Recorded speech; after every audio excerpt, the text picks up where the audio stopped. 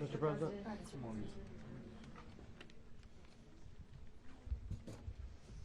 Okay, thank you very much. This is big stuff.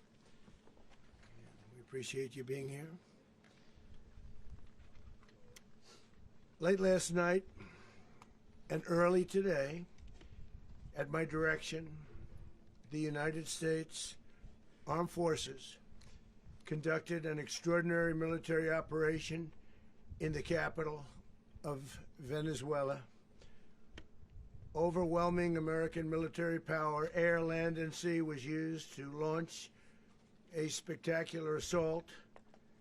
And it was an assault like people have not seen since World War II.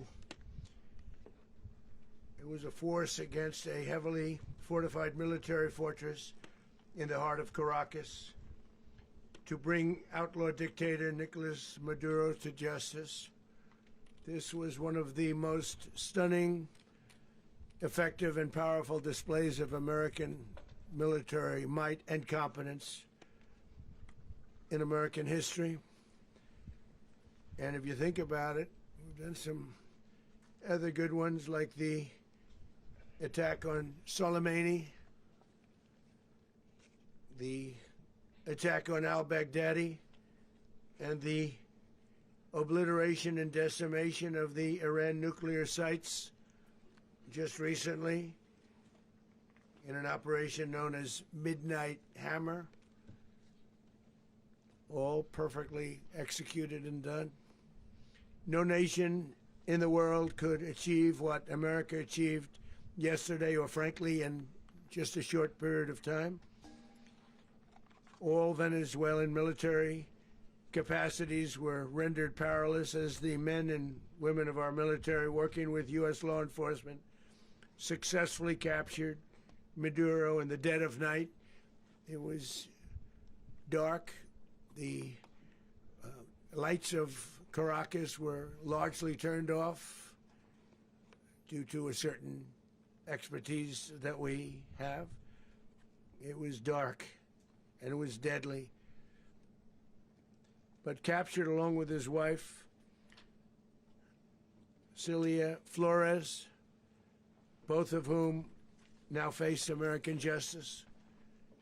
Maduro and Flores have been indicted in the Southern District of New York, it's Jay Clayton, for their campaign of deadly narco-terrorism against the United States and its citizens. I want to thank the men and women of our military who achieved such an extraordinary success overnight with breathtaking speed, power, precision, and competence.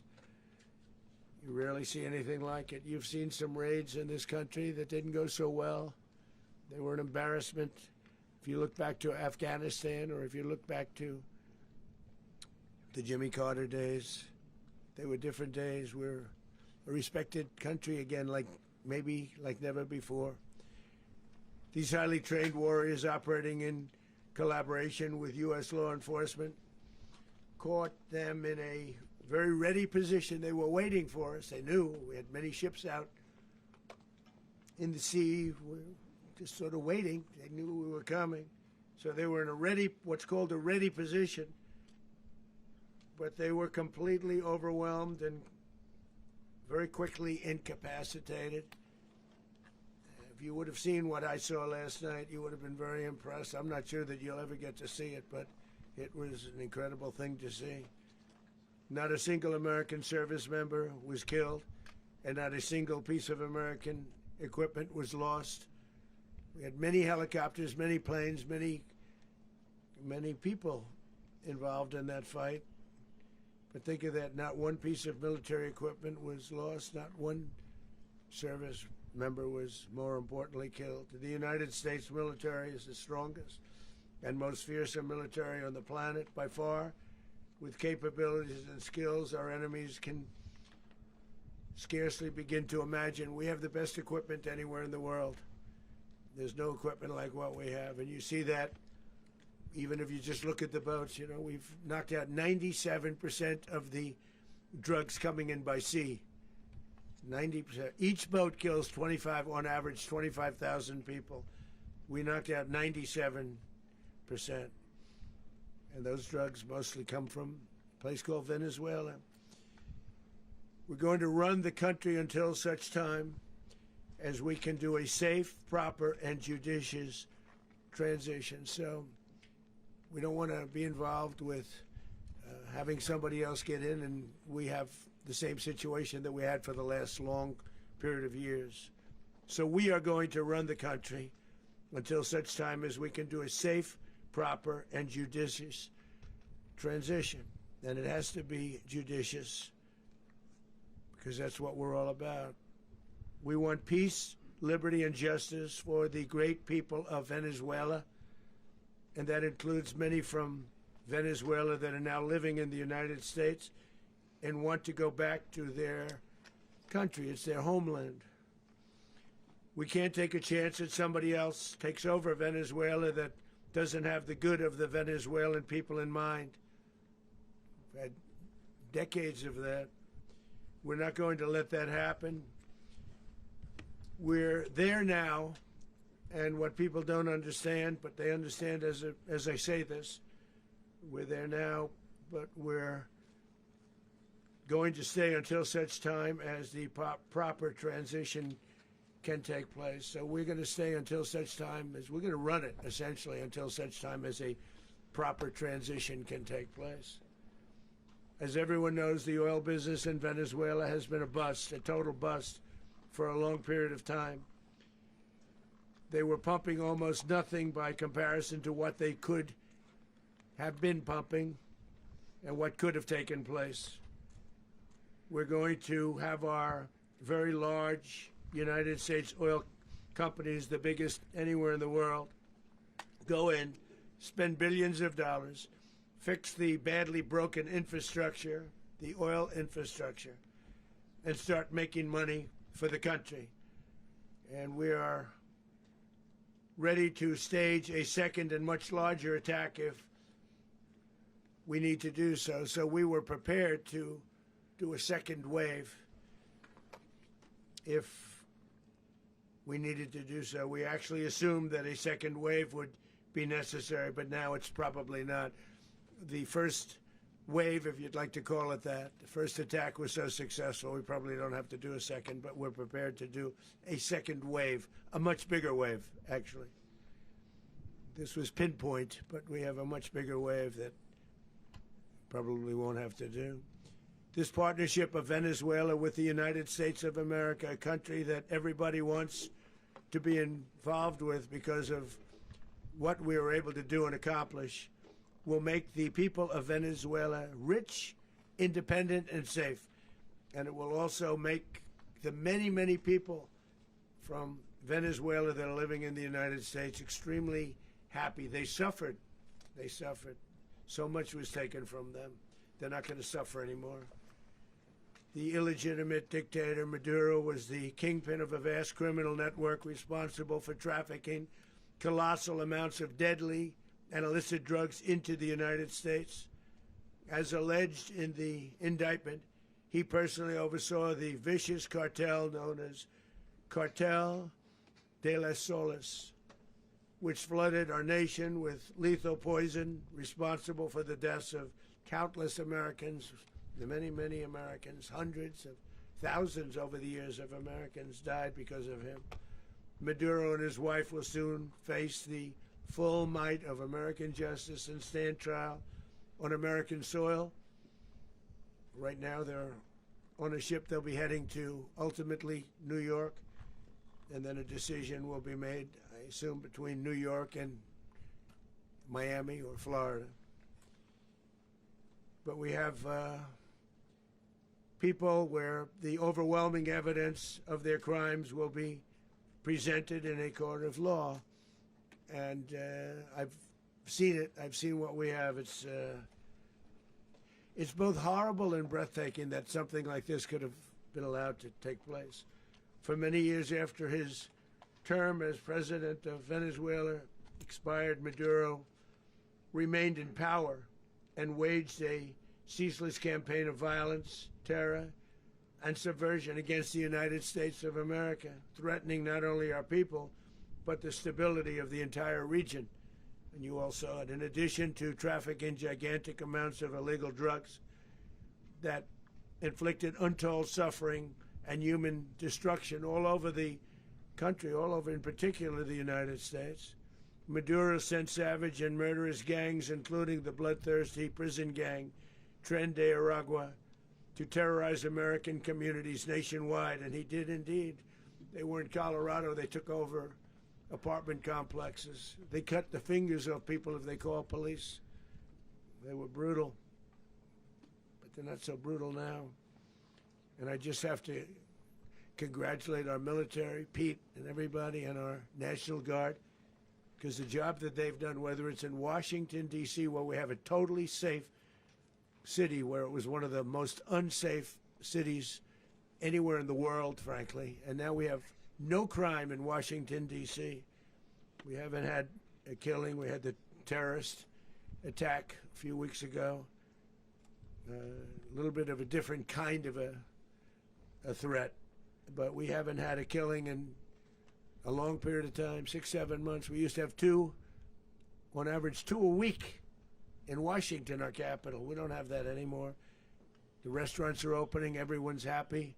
They're going, they're walking their daughters, they're walking their children, their wives. They walk to restaurants. Restaurants are opening all over Washington, D.C. So I want to thank the National Guard. I want to thank our military. And I want to thank law enforcement. Been amazing. And they should do it with more cities. We're doing it, as you know, and we're doing it in Memphis, Tennessee right now, and crime is down. We've just sort of started a few weeks ago, but crime is down now 77%. And the governor of Louisiana called, great person, and he wanted us to help him, as you know, in a certain very nice part of Louisiana. And we have done that. It was a rough section, and we have crime down. I understand it's down to almost nothing already after 2.5 weeks. New Orleans, it's down to almost nothing, and we've only been there for 2.5 weeks. Can't imagine why governors wouldn't want us to help. We also helped, as you know, in Chicago, and crime went down a little bit there. We did a very small help because we had no working ability with the governor. The governor was a disaster, and the mayor was a disaster, but it knocked down crime. But we're pulling out of there. When they need us, we'll know. You'll know. You'll be writing about it. And likewise, Los Angeles, where we saved Los Angeles early on, where the head of the police department made a statement that if the federal government didn't come in, we would have lost Los Angeles. That's long after the fires. That's when they had the riots in Los Angeles. We did a great job. Got no credit for it whatsoever, but that's okay. It doesn't matter. We don't need the credit. But we'll be pulling out when they need us. They'll call, or we'll go back if we have to. We'll go back. But we did a great job in various cities. But the place that we're very proud of is Washington, D.C., because it's our nation's capital. We took it from being a crime-ridden mess to being one of the safest cities in the country. But the gangs that they sent raped, tortured, and murdered American women and children. They were in all of the cities I mentioned, Tren de Aragua. And they were sent by Maduro to terrorize our people, and now Maduro will never again be able to threaten an American citizen or anybody from Venezuela. There will no longer be threats. For years I've highlighted the stories of those innocent Americans whose lives were so heartlessly robbed by this Venezuelan terrorist organization. Really one of the worst. One of the worst, they say the worst. Americans like 12-year-old Jocelyn Nungari from Houston. Beautiful Jocelyn Nungari, what happened to her? They, as you know, they kidnapped, assaulted, and murdered by Tren de Aragua animals. They murdered Jocelyn and left her dead under the bridge. There was a bridge that will never be the same to so many people after seeing what happened. As I've said many times, the Maduro regime emptied out their prisons, sent their worst and most violent monsters into the United States to steal American lives. And they came from mental institutions and insane asylums. They came from prisons and jails. The reason I say both, they sound similar. Actually, prisons a little bit more hostile, a little bit tougher. A mental institution isn't as tough as an insane asylum, but we got them both. They sent from their mental institutions. They sent from their jails, prisons. They were drug dealers.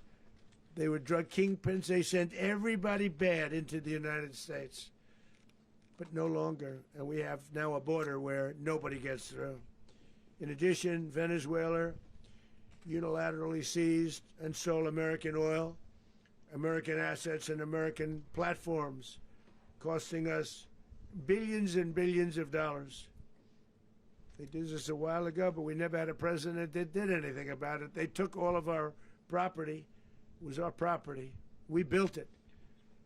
And we never had a president that decided to do anything about it. Instead, they fought wars that were 10,000 miles away. We built Venezuela oil industry with American talent, drive, and skill, and the socialist regime stole it from us during those previous administrations, and they stole it through force. This constituted one of the largest thefts of American property in the history of our country. Considered the largest theft of property in the history of our country. Massive oil infrastructure was taken like we were babies, and we didn't do anything about it. I would have done something about it. America will never allow foreign powers to rob our people or drive us back into and out of our own hemisphere. That's what they did. Furthermore, under the now deposed dictator Maduro, Venezuela was increasingly hosting foreign adversaries in our region and acquiring menacing offensive weapons that could threaten U.S. interests and lives. And they used those weapons last night.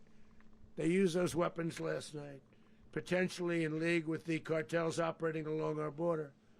All of these actions were in gross violation of the core principles of American foreign policy, dating back more than 2 centuries, and not anymore. All the way back, it dated to the Monroe Doctrines. And the Monroe Doctrine is a big deal, but we've superseded it by a lot, by a real lot. They now call it the Monroe Document. I don't know. It's Monroe Doctrine. We sort of forgot about it. It was very important, but we forgot about it. We don't forget about it anymore. Under our new national security strategy, American dominance in the Western Hemisphere will never be questioned again. Won't happen. So just in concluding, for decades, other administrations have neglected or even contributed to these growing security threats in the Western Hemisphere. Under the Trump administration, we are reasserting American power in a very powerful way in our home region.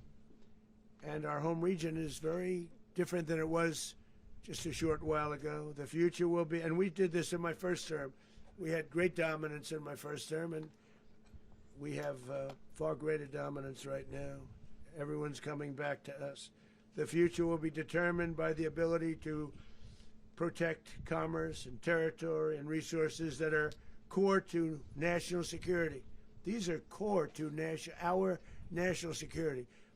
Just like tariffs are, they've made our country rich, and they've made our national security stronger than ever before. But these are the iron laws that have always determined global power. And we're going to keep it that way. We will secure our borders. We will stop the terrorists. We will crash the cartels, and we will defend our citizens against all threats, foreign and domestic. Other presidents may have lacked the courage or whatever to defend America, but I will never allow terrorists and criminals to operate with impunity against the United States. This extremely successful operation should serve as warning to anyone who would threaten American sovereignty or endanger American lives.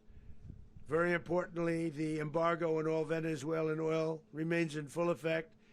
The American Armada remains poised in position, and the United States retains all military options until United States demands have been fully met and fully satisfied. All political and military figures in Venezuela should understand what happened to Maduro can happen to them, and it will happen to them if they aren't just, fair, even to their people. The dictator and terrorist, Maduro, is finally gone in Venezuela. People are free. They're free again. It's been a long time for them, but they're free. America is a safer nation. This morning, it's a prouder nation this morning because it didn't allow this horrible person and this country that was doing very bad things to us. It didn't allow it to happen. And the Western Hemisphere is right now a much safer place to be. So I want to thank everybody for being here. I want to thank General Raisin Kane. He's a fantastic man. I've worked with a lot of generals. I worked with some I didn't like. I worked with some I didn't respect. I worked with some that just weren't good. But this guy is fantastic. I watched last night one of the most precise attacks on sovereignty. I mean, it was an attack for justice. And I'm very proud of him, and I'm very proud of our Secretary of War, Pete Hegseth, who I'm going to ask to say a few words. Thank you very much. Mr. President, can you explain how the U.S. will run Venezuela? Well, thank you, Mr. President. Finally, a commander-in-chief the world respects and the American people deserve.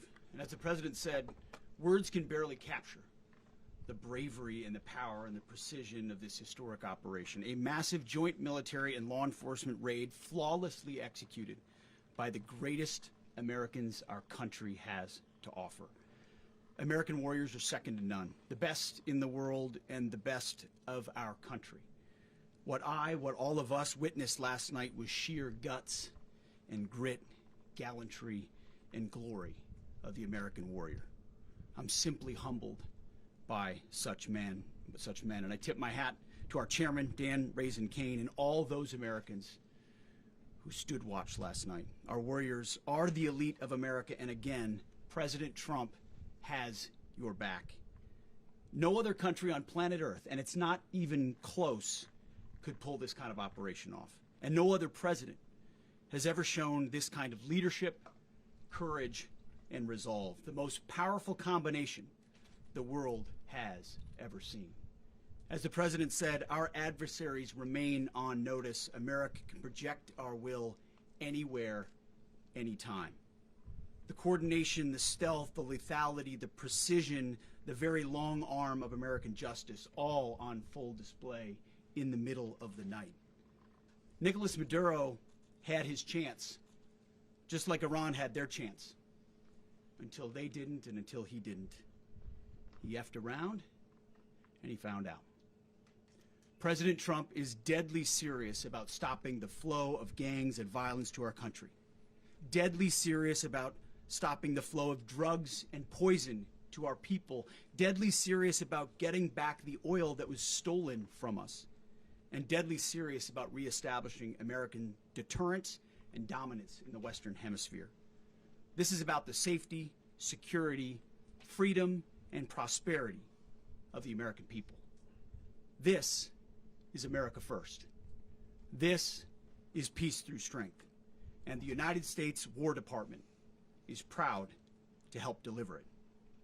Welcome to 2026, and under President Trump, America is back. I'd like to welcome now our chairman, Chairman Raisin Kane, to give a few more details about the operation. Mr. Chairman. Thank you, Mr. Secretary. Thank you, Mr. President, and good morning.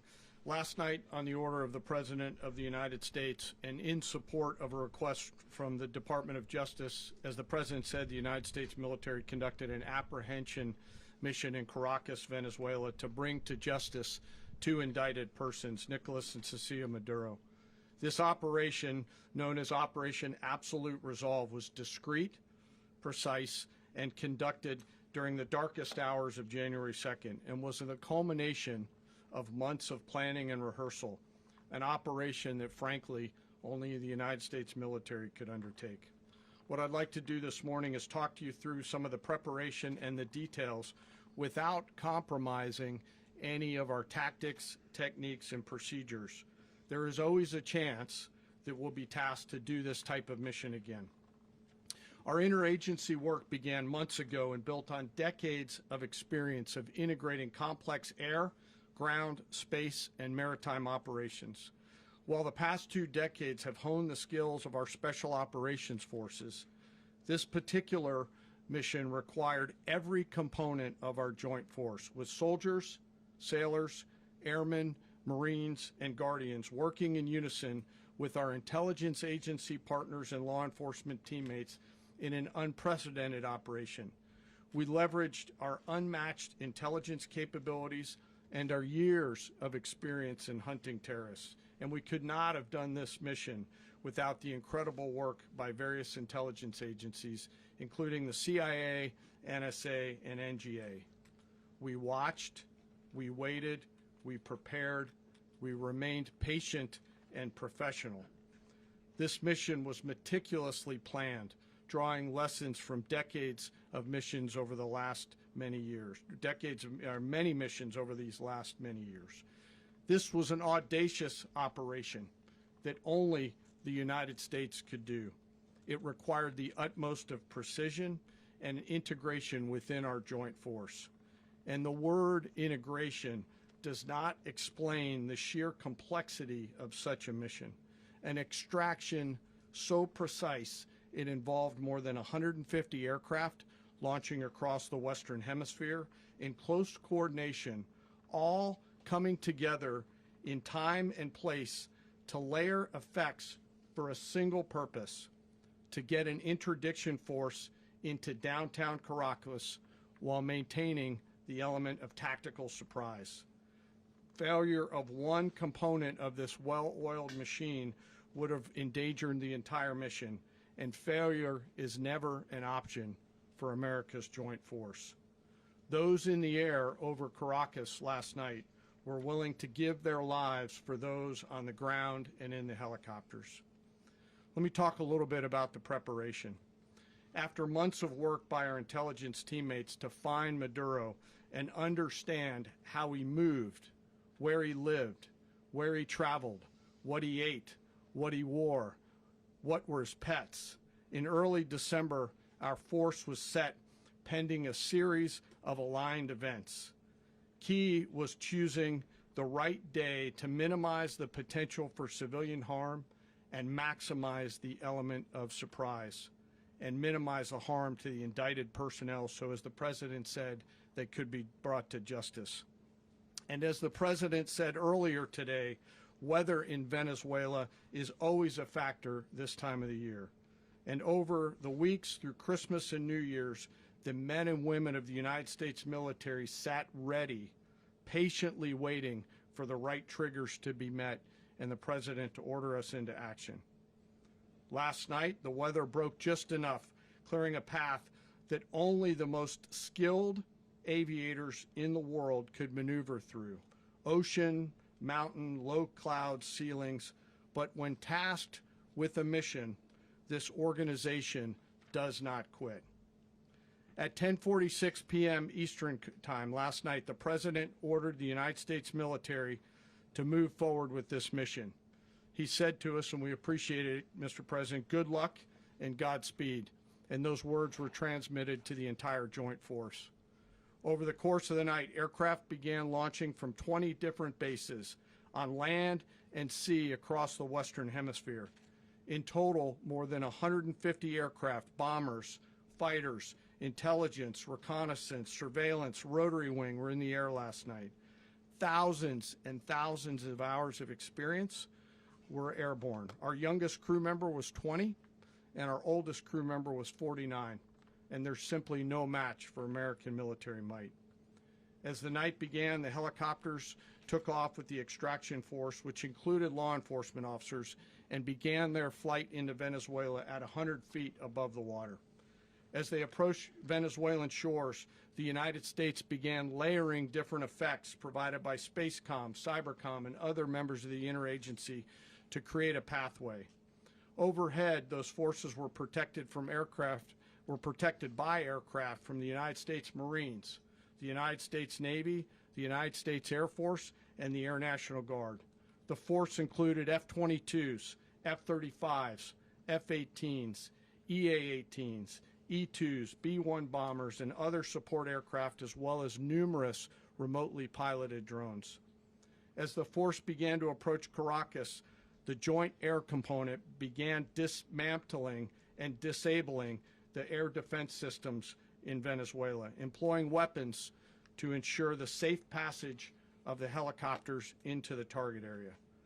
The goal of our air component is, was, and always will be to protect the helicopters and the ground force and get them to the target and get them home. As the force crossed the last point of high terrain where they'd been hiding in the clutter, we assessed that we had maintained totally the element of surprise. As the helicopter force ingressed towards the objective at low level, we arrived at Maduro's compound at 1:01 a.m. Eastern Standard Time, or 2:01 a.m. Caracas local time, and the apprehension force descended into Maduro's compound and moved with speed, precision, and discipline towards their objective, and isolated the area to ensure the safety and security of the ground force while apprehending the indicted persons. On arrival into the target area, the helicopters came under fire, and they replied with that fire with overwhelming force in self-defense. One of our aircraft was hit but remained flyable, and as the President said earlier today, all of our aircraft came home, and that aircraft remained flyable during the rest of the mission. As the operation unfolded at the compound, our air and ground intelligence teams provided real-time updates to the ground force, ensuring those forces could safely navigate the complex environment without unnecessary risk. The force remained protected by overhead tactical aviation. Maduro and his wife, both indicted, gave up and were taken into custody by the Department of Justice, assisted by our incredible U.S. military with professionalism and precision, with no loss of U.S. life. After securing the indicted persons, the force began to prep for departure. Helicopters were called in to exfiltrate the extraction force, while fighter aircraft and remotely piloted aircraft provided overhead coverage and suppressive fire. There were multiple self-defense engagements as the force began to withdraw out of Venezuela. The force successfully exfiltrated and returned to their afloat launch bases, and the force was over the water at 3:29 a.m. Eastern Standard Time with indicted persons on board.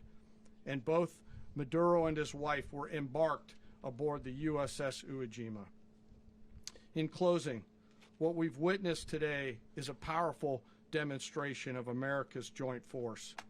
We think, we develop, we train, we rehearse, we debrief, we rehearse again and again, not to get it right, but to ensure that we cannot get it wrong. Our jobs are to integrate combat power so when the order comes, we can deliver overwhelming force at the time and the place of our choosing against any foe anywhere in the world. I am immensely proud today of our joint force and filled with gratitude to represent them here today.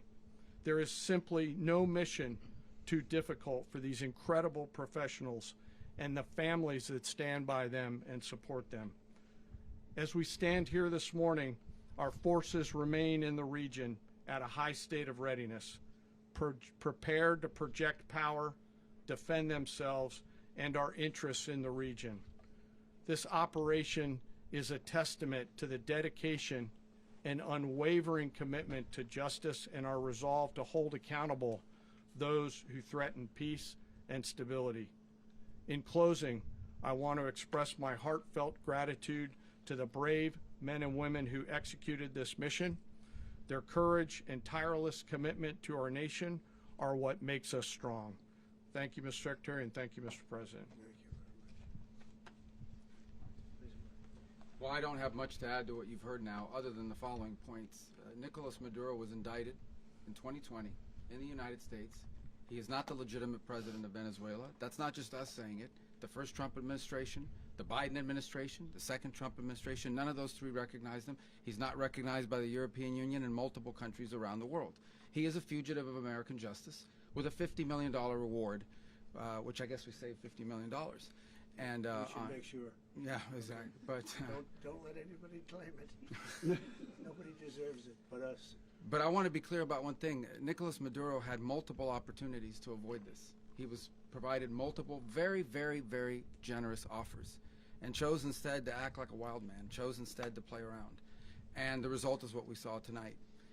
The other message here is the following. You have a guy, like many people around the world, they like to play games. You have a guy who decides he's going to invite Iran into his country, is going to, do the confiscation of American oil companies, is going to flood our country with gang members, is going to take Americans prisoner and try to hold them for hostage and trade them like he was able to do with the Biden administration. Basically likes to play games all this time and thinks nothing's going to happen. And I hope what people now understand is that we have a president. The 47th president of the United States is not a game player. When he tells you that he's going to do something, when tells you he's going to address a problem, he means it. He actions it. I can tell you, I've watched this process now for 14, 15 years, been around it. Everybody talks. I'm going to do this. I'm going to do that. When I get there, we're going to do this. We're going to take. This is a president of action. Like, I don't understand yet how they haven't figured this out. And now, if you don't know, now you know. Because this is the way it's going to play out. And I think people need to understand that this is not a president that just talks and does letters and press conferences. And, if he says he's serious about something, he means it. And this is something that was a direct threat to the national interest of the United States. And the president addressed it. There's a president of peace, by the way. I told you what I just said earlier. This guy had multiple opportunities to find his way somewhere else and figure out another. He could have been living somewhere else right now very happy, but instead he wanted to play big boy. And so now, he's got other sets of problems on his hands. And but I think the message here should be for the world. Look, the president doesn't go out looking for people to pick fights with. He's not generally wants to get along with everybody. We'll talk and meet with anybody, but don't play games. Don't play games with this president's in office because it's not going to turn out well. And so I hope that I guess that lesson was learned last night, and we hope it'll be instructive moving forward. Is that a message for Cuba? Mr. President. Mr. President. Mr. President. Mr. President. You said that the U.S. is going to run Venezuela. So who's in power right now? Well, we're going to be running it with a group, and we're going to make sure it's run properly. We're going to rebuild the oil infrastructure, which will cost billions of dollars. It'll be paid for by the oil companies directly. They will be reimbursed for what they're doing, but it's going to be paid. And we're going to get the oil flowing the way it should be. As you know, it was just a minor flow. It was actually a minor flow for what they have. But we're going to run it properly, and we're going to make sure the people of Venezuela are taken care of. We're going to make sure the people that were forced out of Venezuela by this thug are also taken care of. Mr. President. Mr. President. Mr. President. President, does the U.S. running the country mean that U.S. troops will be on the ground? How will that work? Well, they always say boots on the ground. So we're not afraid of boots on the ground if we have to have. We had boots on the ground last night at a very high level, actually. We're not afraid of it. We don't mind saying it. But we're going to make sure that that country is run properly. We're not doing this in vain. This is a very dangerous attack. This is an attack that could have gone very, very badly. Could have gone very badly. We could have lost a lot of people last night. We could have lost a lot of dignity. We could have lost a lot of equipment. The equipment is less important, but we could have lost a lot. And we're going to make sure that this is proper. We're there now. We're ready to go again if we have to. We're going to run the country right. It's going to be run very judiciously, very fairly. It's going to make a lot of money. We're going to give money to the people. We're going to reimburse people that were taken advantage of. We're going to take care of everybody. It's very important. We couldn't let them get away with it. They stole our oil. We built that whole industry there, and they just took it over like we were nothing. And we had a president that decided not to do anything about it.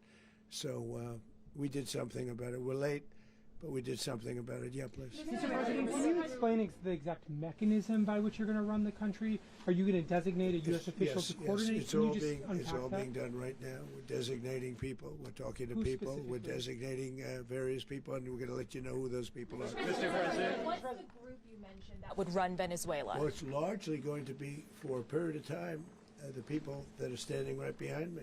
We're going to be running it. We're going to be bringing it back. It's a dead, I talk about a dead country. A year and a half ago, we were a dead country. Now we're the hottest country anywhere in the world. We're a country doing better than any country anywhere in the world. And it required leadership. Venezuela has a lot of bad people in there, a lot of bad people that shouldn't be leading. We're not going to take a chance that one of those people take over for Maduro. So you can look at, and others, we have fantastic people, including people in the military.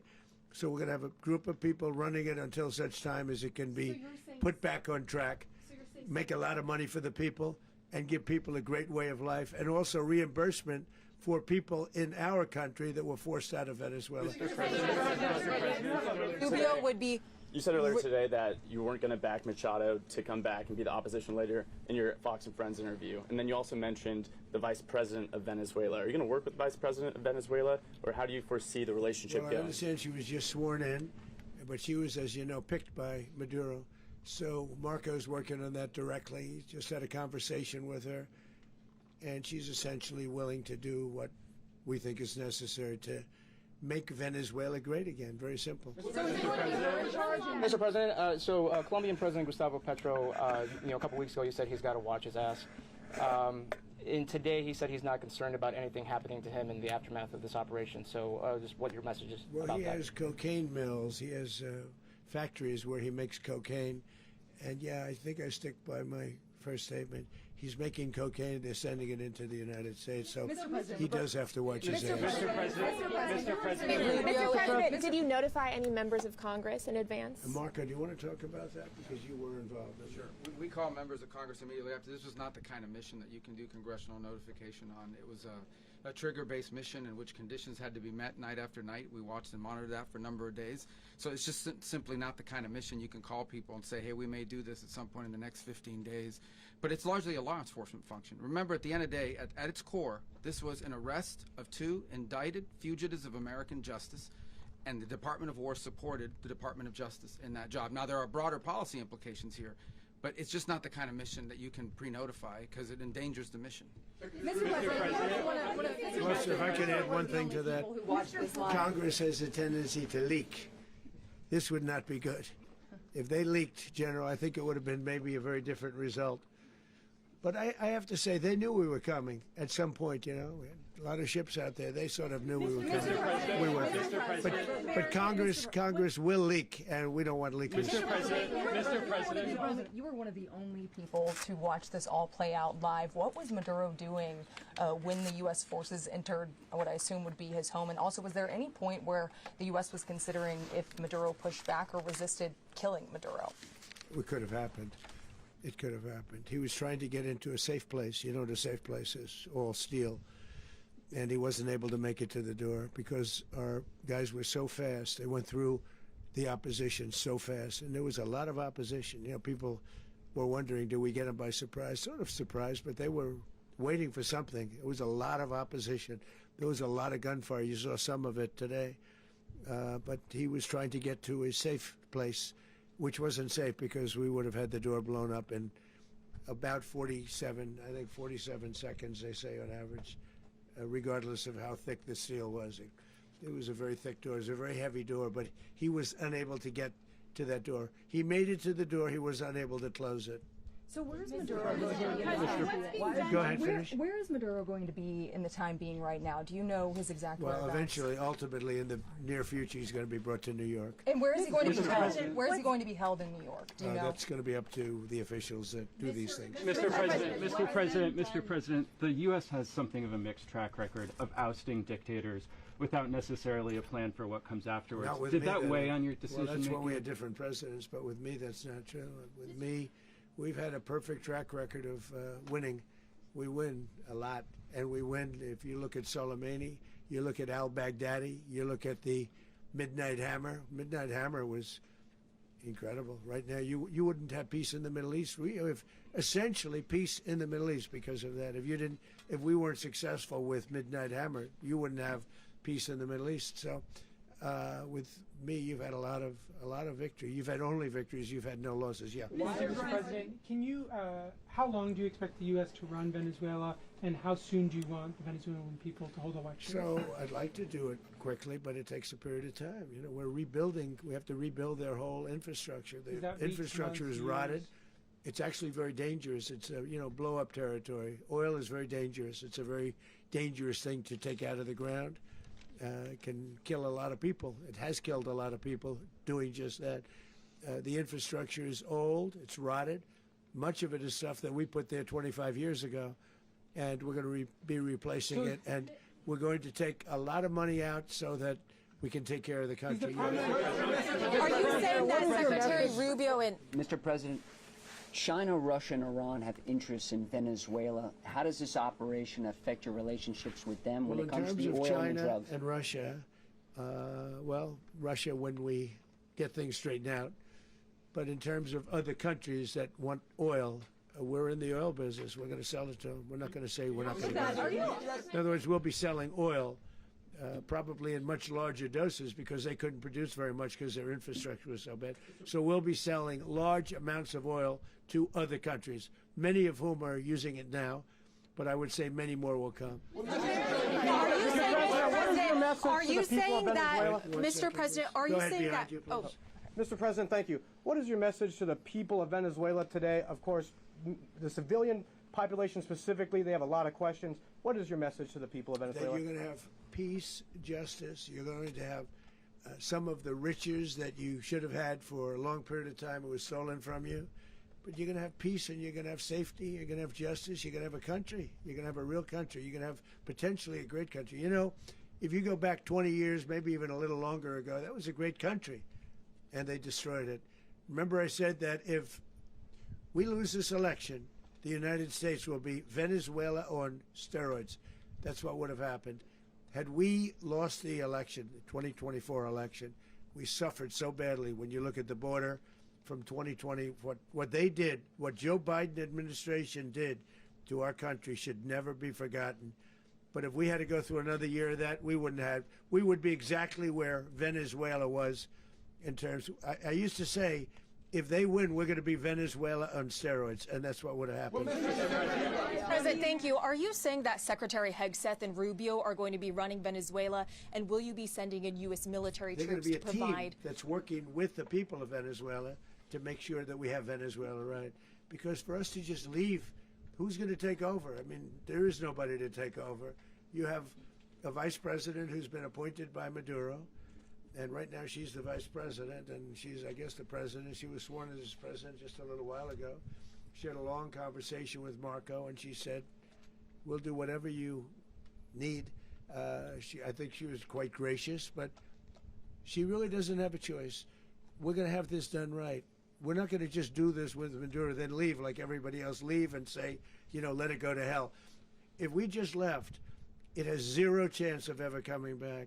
We'll run it properly. We'll run it professionally. We'll have the greatest oil companies in the world go in and invest billions and billions of dollars and take out money, use that money in Venezuela. And the biggest beneficiary are going to be the people of Venezuela. And also, I can't stress this strongly enough, the people that got thrown out of Venezuela that are now in the United States, and frankly, some want to stay and some probably want to go back. Yeah. So, Mr. President, what is being done to protect Americans in the country, and were any of the detained Americans Well, right now they're very last protected night? because nobody's going to mess with us. They're very protected. The people of, and we let them know that you better not touch one of them. Are you concerned that bad elements of the Maduro regime will remain in place? Well, we know who they are.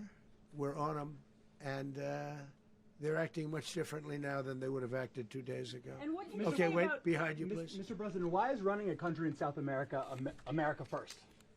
Well, I think it is because we want to surround ourselves with good neighbors. We want to surround ourselves with stability. We want to surround ourselves with energy. We have tremendous energy in that country. It's very important that we protect it. We need that for ourselves. We need that for the world. And we want to make sure we can protect it. Mr. President, on oil? Yes, sir. Please, go ahead. Yeah, is there a message here for Cuba and Diaz-Canel? Well, Cuba's an interesting case. Cuba is, not doing very well right now. That system has not been a very good one for Cuba. The people there have suffered for many, many years. And I think Cuba is going to be something we'll end up talking about, because Cuba is a failing nation right now, very badly failing nation. And we want to help the people. It's very similar in the sense that we want to help the people in Cuba, but we want to also help the people that were forced out of Cuba and living in this country. Do you want to say something about that, Marco, please? Well, I mean, I just gave you a statement a few minutes ago about, when the president speaks, you should take him seriously. So suffice it to say, Cuba is a disaster. It's run by incompetent, senile men, and in some cases, not senile, but incompetent nonetheless. It has no economy. It's in total collapse. And by the way, they were, all of the guards that helped protect Maduro, this is well known, their whole spy agency, all that were full of Cubans.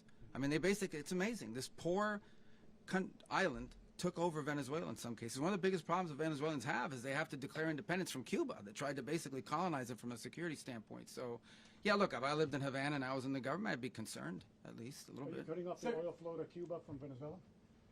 Well, the president already announced a week ago that anything that's sanctioned, it's sanctioned oil, it's not going to be allowed to get there. So that's an increase. The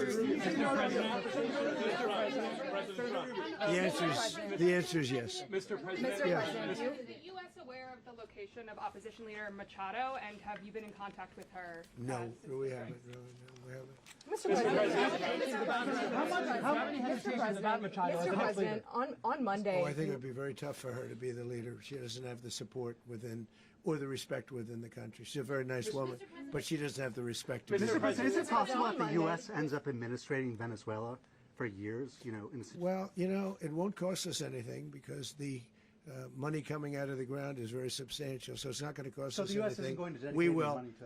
Well, we want safety there. We want to be surrounded by countries that aren't housing all of our enemies all over the world. That's what was happening, and you don't want to have that. But we're going to be rebuilding, and we're not spending money. The oil companies are going to go in. They're going to spend money. We're going to take back the oil that, frankly, we should have taken back a long time ago. A lot of money is coming out of the ground. We're going to get reimbursed for all of that. We're going to get reimbursed for everything that we spend. So it's going to be a very important. This is a very big evening that took place last night. We have to be surrounded by safe, secure countries, and we also have to have energy. Very important. We have to have energy that's real energy, not where they're getting 4% and 5% of the energy out of the ground. You take a look. It was such a disaster. So what's going to happen with Venezuela, I think, over the next period of a year is going to be a great thing, and the people of Venezuela will be the biggest beneficiaries. Mr. President, on Monday, U.S. military. Mr. President, thank you. What did you last speak to Maduro about when you spoke? And is the Well, US I don't want to get into the Venezuela? conversations, but I did have conversations with him, and I said, you got to surrender. And I actually thought he was pretty close to doing so, but now he wished he did, yeah. Mr. President, can you explain, you said that Maduro is responsible for drug trafficking. You recently pardoned the former president of Honduras who was convicted of many drug trafficking. Can you explain how these two situations are different? And would you ever pardon Maduro? I endorsed, as you know, the winning president, the man who won in Honduras. I endorsed the man who won in Chile. I endorsed the man who won in Argentina.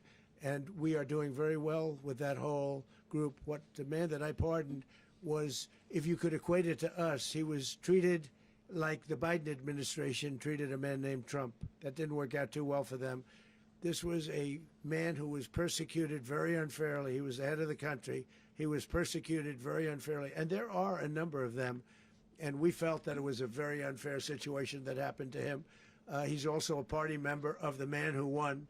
So obviously the people liked what I did.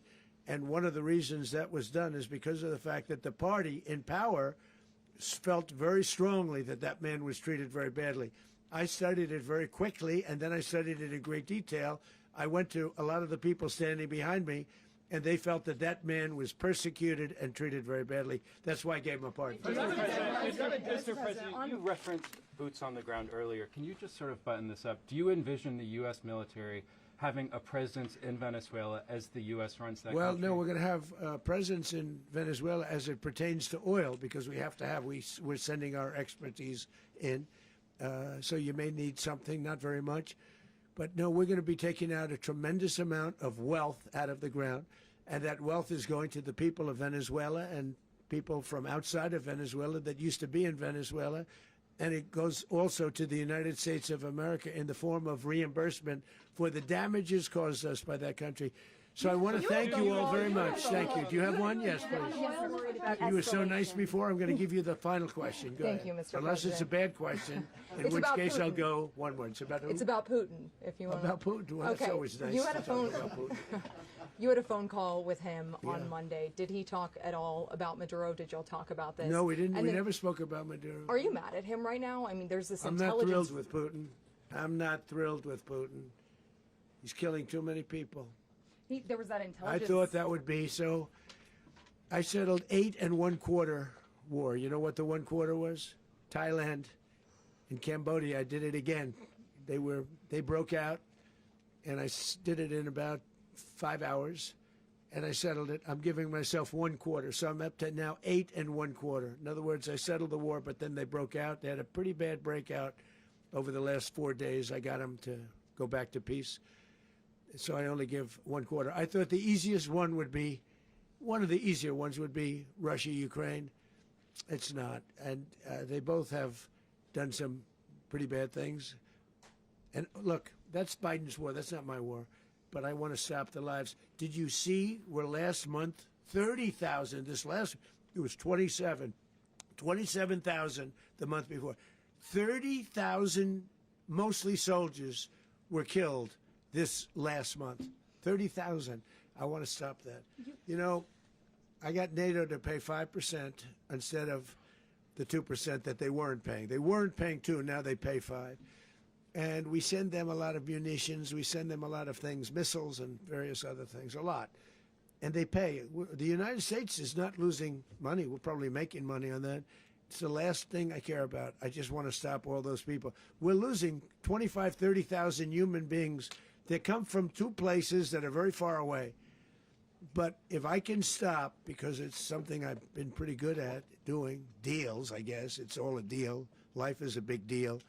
But if I can stop that war and stop 30,000 young people, in addition to the fact that people are being killed in Kiev, people are being killed in other cities throughout, you know, a much smaller number, but they're being killed, viciously killed. So I'm not happy about it. I thought that would be something that would get solved. We have Mr. Witkoff here. I think that we're making progress, but that's a war that should have never happened. If I were president, it would have never happened. Putin says it. Everybody says it. If I were president, that would have never happened. But I inherited that war. That was Joe Biden, Zelensky, and Putin. I came into the situation, and it's a mess.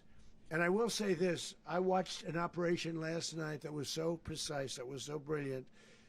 I mean, it was incredible. If we had our people, like this general and our people involved, that war would not have gone on very long, that I can tell you. That war, to use an old term, that war has become a bloodbath, and we want it to get stopped. Thank you very much. Are you concerned a rogue Venezuelan general can take over the country? Can you talk about your conversation with the vice president?